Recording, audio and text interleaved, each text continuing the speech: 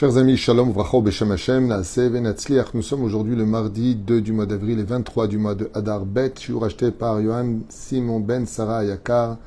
Bracha, Revacha, Ba'atzlacha, Bechom Aseh Adav. Todarabah d'avoir acheté un shiur chez nous.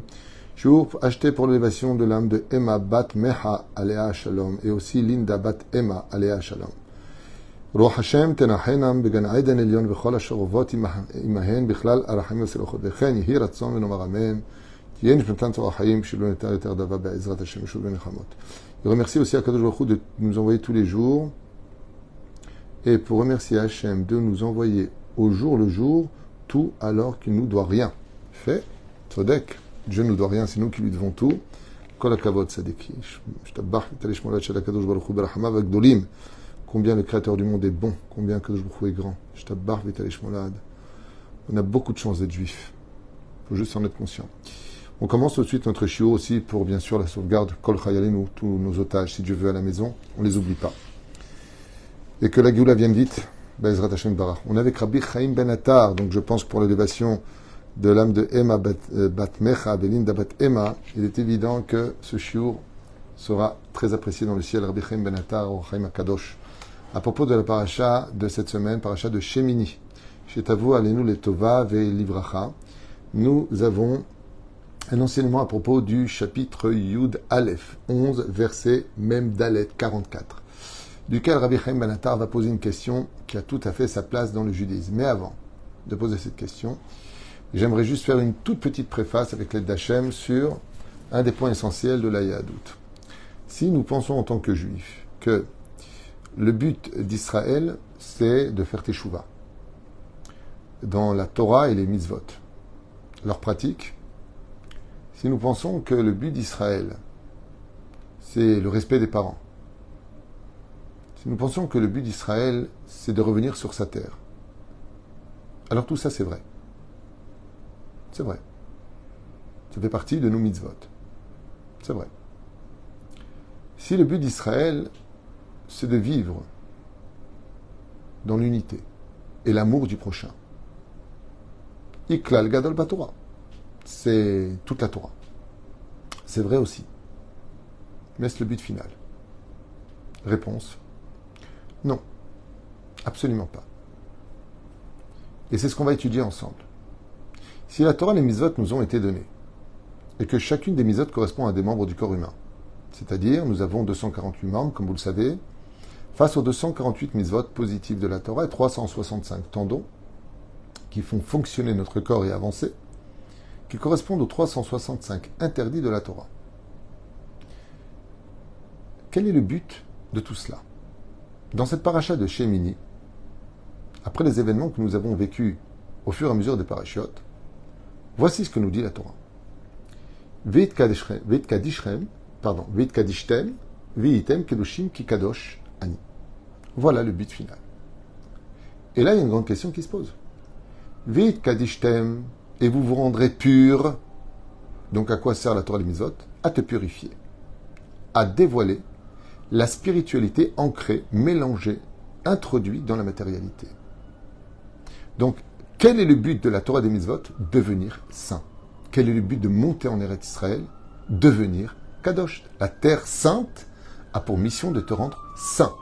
Parce qu'elle va te donner les armes et les éléments de devenir saint. Tu récupères ta neshama en Israël. Chose qui n'existe pas en dehors de la terre d'Eretz Israël, comme l'enseigne la Gemara dans Masechet Ktubot Kufiut Aleph, Amoud Aleph. Et la reine, le but final, l'apogée d'un juif, c'est comme on le dit tous les matins, je t'ai donné une âme pure, tu me la rends pure. Parce qu'on peut tout à fait être un pratiquant de très haut niveau, étude de Torah et patati, mais rien du tout, aucune pureté. Être quelqu'un carrément de tamé.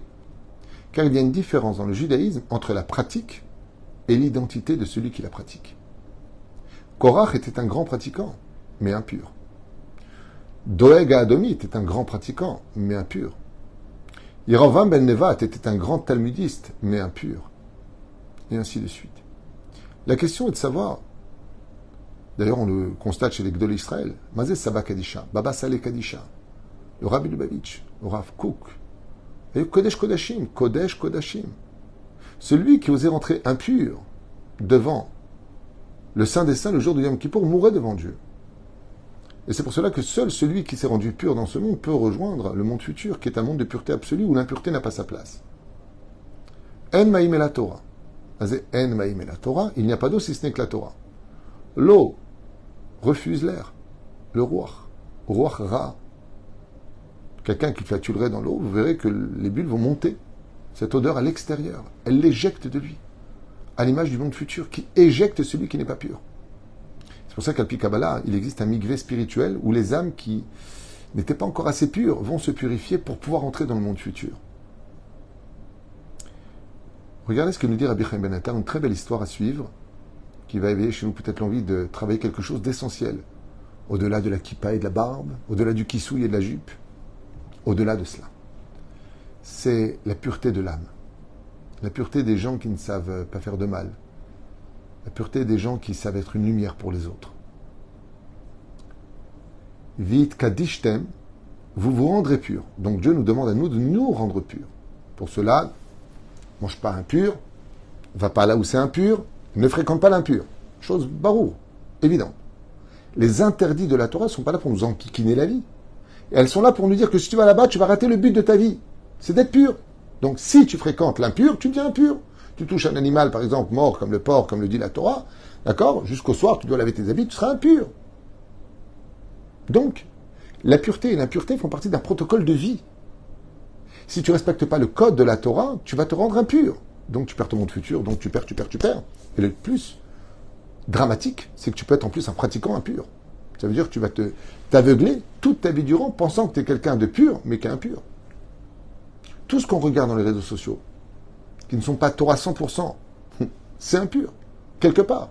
Comme le dit le Talmud, Ayotse mina tame tameu, celui qui sort de l'impur est impur. C'est très compliqué. D'où l'importance de ce qu'on regarde, ce qu'on entend, ce que l'on dit, avec qui on parle, où est-ce qu'on se trouve, le lieu où on se trouve, ont de l'influence sur le monde de la pureté et de l'impureté. On aura trois rôles à jouer. Un combat terrible. La pureté de l'esprit, de la parole et de l'action. Nefesh, Ruach, Neshama. Donc Nefesh, l'action, Ruach, la parole, Neshama, la pensée. Je viens de faire un cours sur les pensées positives et négatives qui s'appelle la guerre des pensées et de l'intellect, que je vous conseille de voir juste avant. Oufren, maintenant on rentre dans le vif du sujet avec mon Réno arabe, le Rachaim Akadosh. Vit kadishtem, vous vous rendrez pur, viitem kedoshim, et vous serez pur. Ben ouais, mais là il y a un problème. C'est une redondance. Comme tu dis, je monte en haut. Monter en bas, c'est un peu difficile. Je descends en bas. Ben oui, tu peux pas descendre en haut. Femme de ménage. Bon, ça c'est une blague. Oufren, ki kadoshen. Pourquoi Dieu veut qu'on soit pur? Parce qu'on vient de lui, comme lui il est pur, ben, pour nous réemboîter dans l'entité divine, il va falloir qu'on soit à la hauteur de pouvoir nous renouer avec Akadosh Hu après la mort. Dans ce monde comme dans l'autre. Alors, question, vous vous rendrez pur, parce que vous devez être pur, parce que je suis pur. Voilà ce que nous dit le verset. Regardez ce qu'explique Rabbi Chaim Ben Attar. Il dit comme ça. Apparemment, les mots Viitem Kedoshim et Otamot, vous serez pur, ben, c'est facultatif. On n'aurait pas dû le marquer. C'était pas forcé de le marquer, c'était pas nécessaire de le marquer. Pourquoi? Parce que c'est déjà marqué. C'est une redondance. C'est-à-dire, Veit Kadishtem, vous vous rendrez pur, parce que vous devez être pur. Mais si je me suis rendu pur, je suis déjà pur, pourquoi tu me demandes d'être pur? Et c'est là qu'est toute la question qui est posée dans cette phrase de Rabbi Chaim Ben Attar, de ce verset de la Torah, sur la paracha de Shmini. Pourquoi tu me demandes d'être pur, alors que tu m'as demandé de me rendre pur? Si je me suis rendu pur, je suis déjà pur, alors pourquoi être plus pur que pur? J'ai pas compris. Et voilà ce qu'il développe. Il est évident que si j'ai fait le travail de me rendre pur, je suis déjà ça. Imken, sur ce, il suffisait d'écrire « Rendez-vous pur, car je suis pur, dit Hachem ». Et donc, répond Rabbi Chaim Ben Attar, « Imata ematem ekachim » si vous cherchez à vous rendre pur, « Ani kadeshetrem ». En réalité, ce que veut nous dire le verset, c'est que le fait d'être pur dans un monde aussi hostile que le nôtre à la pureté, c'est comme tu dis à une personne, rentre dans l'eau, ressort sec. C'est très difficile. Il te dit, si vraiment tu cherches, au niveau de l'esprit, à te rendre pur, ne fréquenter que des lieux où la pureté est au rendez-vous. Ani et Kadesh etrem. Oui, Kadesh tem. Je viendrai moi-même vous aider à devenir pur. Les val et kanes goufrem d'ivrei shikutz pour vous empêcher de manger impur, de fréquenter l'impur. Je mettrai sur vos chemins de la réussite dans votre projet de devenir pur. Fais juste le premier pas. Accepte l'idée de vouloir garder une âme pure que je t'ai donnée et je ferai en sorte que les incidents ne viennent pas à toi. Klomar, Ba Torah l'irmoz lanu, basé chez Mishtadel à Adam Vish'ab Leitkadesh Beatzmo, que toute personne qui va chercher dans ce monde à vouloir faire teshuva, il n'y arrive pas. À vouloir se rendre pur, c'est difficile. Are Shemina Shamaim Yisayeo. Dans le ciel, ils vont faire en sorte que Be'emet, ils y arrivent. Les événements vont s'engendrer de telle façon à ce que Be'emet, tu arriveras. Comme l'histoire de ce Rav qui devait être Sandak à une Brit Mila. Et donc, c'était vendredi matin. Ils vont à la Brit Mila, ils sont Sandak, et puis reprennent vite le train pour retourner dans leur ville où ils habitent pour préparer pour le Shabbat Kodesh. Et voilà que le Rav et son élève dans le train étudient la Torah et sont tellement concentrés entre un Rashi Tosfot qu'ils en oublient qu'ils sont vendredi, qu'ils sont dans un train qui lui continue à rouler. Et voilà qu'après avoir levé les yeux, après un certain temps, ils se rendent compte que le train arrive dans une nouvelle gare, et en levant les yeux, ils se rendent compte que ça fait plus de 75 kilomètres que leur ville a été dépassée, et que pendant 1h30 à peu près, ils ont roulé, alors qu'eux étaient concentrés dans leur étude. L'élève était désemparé. Shabbat rentre dans 2 heures. On n'est pas descendu à la gare. On fait quoi? On connaît personne dans cette ville. Qu'est-ce qu'on va devenir? Quand le Rav voit le nom de la ville, j'ai oublié le nom, c'est en Russie, il dit, en plus, il n'y a pas de juifs ici. Donc, il n'y a même pas de synagogue. Mais il le dit avec un grand sourire. L'élève est désemparé. Mais nos femmes nous attendent, nos enfants. Et on n'a pas les habits de Shabbat. On n'a rien. Comment on va faire?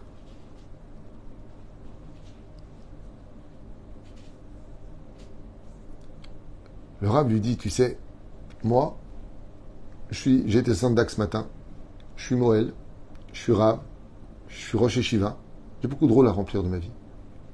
Ce que je sais, c'est que si Dieu nous a fait oublier de descendre à notre station et qu'on est là, c'est qu'on a peut-être quelque chose à faire. Ils descendent parce qu'ils sont arrivés à la station finale. Bien sûr, il n'y a pas le temps de revenir en arrière, Shabbat serait rentré, et il n'y avait de toute façon pas de train. Résultat, ils sortent dans la ville. Et le Rav, toujours avec le sourire, sa petite mallette, commence à poser des questions. Excusez-moi, vous ne savez pas, peut-être s'il y a des juifs, malgré tout, qui vivent dans cette ville, à droite, à gauche. Et on lui dit, écoutez, il n'y a pas de juifs ici. Jusqu'au moment où un fleuriste lui dit, écoutez, il y a un général, pas un général, il y a un capitaine de Cosaque qui vit au fond de la rue. Il a une très belle maison, vous le verrez. Elle est un peu spéciale, et je crois même qu'il a une espèce de parchemin qui est rentré sur le côté de sa porte. Le Rav, sans hésiter, avec son élève, arrive une demi-heure avant Shabbat, tape à la porte, et effectivement, un officier ouvre la porte. Et quand il les voit, il est fou de joie. Messieurs les rabbinim, quel srout, quel plaisir! Ils comprennent qu'il est juif. À ce moment-là, ils lui disent, mais vous nous attendiez? Il dit, oui, je vous attendais. Comment ça, vous attendez? Alors il dit, écoutez, Shabbat rentre dans une demi-heure. On n'a pas les habits de Shabbat. On n'a rien de tout ça. Est-ce que vous mangez kasher? Est-ce que vous pouvez nous accueillir pendant ce Shabbat? Il dit, mais bien sûr! Il y a la nourriture, tout est halak, tout est parfait chez moi. Je suis officier dans l'armée russe, mais je suis très pratiquant. J'ai été enrôlé. Je vous expliquerai, il aurait dit, pendant le repas, mais en 2 mots, tout est kasher, venez. Et ils vont passer un Shabbat merveilleux. Et voilà que, vous savez pourquoi Dieu vous a fait venir chez moi? Alors, le Rav lui dit, non, pourquoi? Il lui dit, parce que j'ai eu la naissance d'un fils il y a 8 jours. Et je ne peux pas quitter la ville, je suis en mission. Je ne peux pas quitter. Et c'est la Brit Mila de mon fils. Et ma femme et moi, en secret, on a fait tchouva. Ma femme porte le kissouille. On refait toutes les mitzvot de la Torah. Et on ne peut pas quitter la ville. Et on ne savait pas qui joindre. Alors j'ai dit à Hachem, maître du monde, On a eu un beau bébé que tu nous as donné. Nous, on veut faire tchouva. On veut lui faire la Brit Mila. Mais on n'a pas de Moël. On n'a pas de Sanda qui est digne de monter. Est-ce que tu peux nous envoyer 2 tzadikim? On le veut de toute notre âme. Et on voyait que l'heure passait. Et maintenant, on vous a vu taper à la porte. Vous êtes Moël, n'est-ce pas? Et le Rav lui a dit, oui, je suis aussi Moël. Il lui dit, alors toi, tu seras le Sandak en parlant à son élève, et vous, Gvodara, vous serez le Moël de mon fils. Et ainsi fut fait, Motzei Shabbat. Ils ont passé un très bon moment à étudier la Torah. Le Rav a passé un Shabbat entier à répondre à toutes les questions des halachot que se posait cet officier juif qui faisait un grand retour à la Torah pour justement donner rendez-vous à la Kedusha. Ainsi donc, cette histoire qui s'est réellement passée vient expliquer exactement ce que dit le Roi Chaim HaKadosh. Tu peux pas être Moël, tu peux pas être du jour au lendemain, mais ne t'inquiète pas, je t'enverrai ce qu'il faut. Si vraiment tu le veux, je serai avec toi au rendez-vous.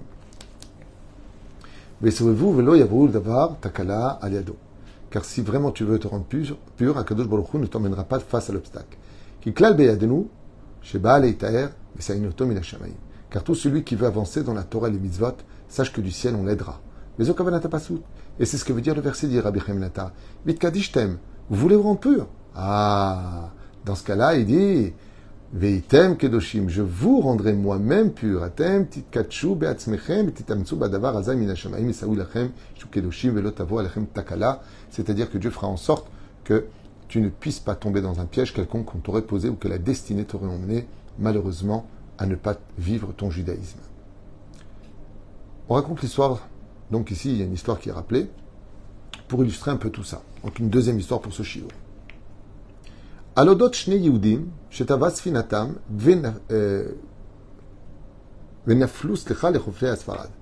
On parle l'histoire de deux juifs dont le bateau a échoué en plein océan et a été échoué sur le rivage. Botam yamim aya asor le Yehudi ladroch al admot sfarad. Et en cette même période d'inquisition, il était interdit aux juifs de marcher sur la terre d'Espagne, si ce n'est qu'ils devaient se convertir.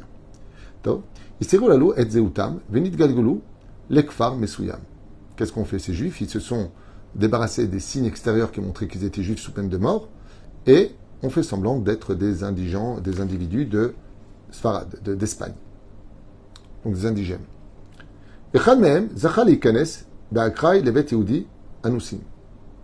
Et parmi ces deux juifs, un a trouvé refuge dans une maison où se trouvaient des maranes, c'est-à-dire des juifs qui ont caché leur judaïsme et qui le pratiquaient en secret, où tout était caché à l'extérieur, même si à l'extérieur ils faisaient semblant de ne pas être juifs. Et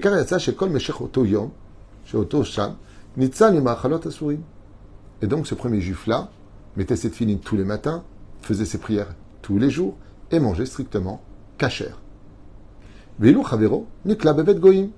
Tandis que l'autre, lui, s'est caché, a été accueilli et reçu dans une maison de non-juifs. Et lui, on lui a donné du porc, du lapin et toutes les nourritures strictement interdites. Et voici que, après plusieurs jours, Isvirlo Rabo, donc une fois qu'ils ont quitté, après plusieurs jours, l'Espagne, ils sont revenus chez leur Rav, qui leur a expliqué la chose suivante. Quand ils ont parlé des Juifs, quoi, toi, manger cachère, moi j'ai pas pu manger cachère, ils me donnaient à notable, ils m'auraient dénoncé. Et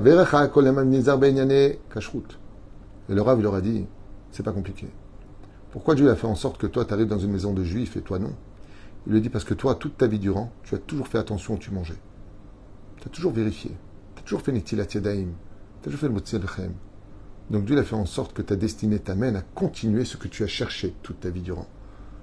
Ah, mais toi par contre, comme une fois tu as dit, ah j'oublie Birkat Amazon, c'est pas grave. Ah je fais pas ça, c'est pas grave. Mais Zalzel, ne cherche pas spécialement la perfection de la Kedusha dans ce que tu fais. Tu peux tout à fait faire Birkat Amazon et puis en même temps faire un signal au haut, parler avec celui-là. Tu n'as rien à faire de rien. Tu fais les choses comme étant il y a pas, il y a pas. Alors il y a pas, alors il n'y a pas pour toi. Comme ça leur expliquait le Rav. Pourquoi tu veux que le ciel t'aide à te mettre dans une prédestinée à rencontrer ce que toi-même tu ne recherches pas forcément dans ce monde? Car si tu ne fais pas attention à toi, si tu ne veilles pas sur toi, pourquoi est-ce que tu veux que du ciel on veille sur toi? Comme ça, finir Rabbi Chaim Ben Attar, à propos de cette histoire, Vitkadishtem, Vitem Kedoshim, Kikadosh Ani. Rendez-vous pur si vous voulez que je vous aide. C'est pareil pour tout et dans tout. Alors ça peut se traduire, comme le dirait facilement ma sœur Viviane, Aide-toi, le ciel t'aidera. C'est pas simplement aide-toi. Choisis ce que tu veux être et le ciel t'aidera à devenir. Tu veux du pur, tu auras du pur. Tu veux de l'impur, ça tapera jusqu'à ta porte. À toi de choisir juste le chemin, car tout est déjà prédestiné. Kol Tuv, V'Leitraot.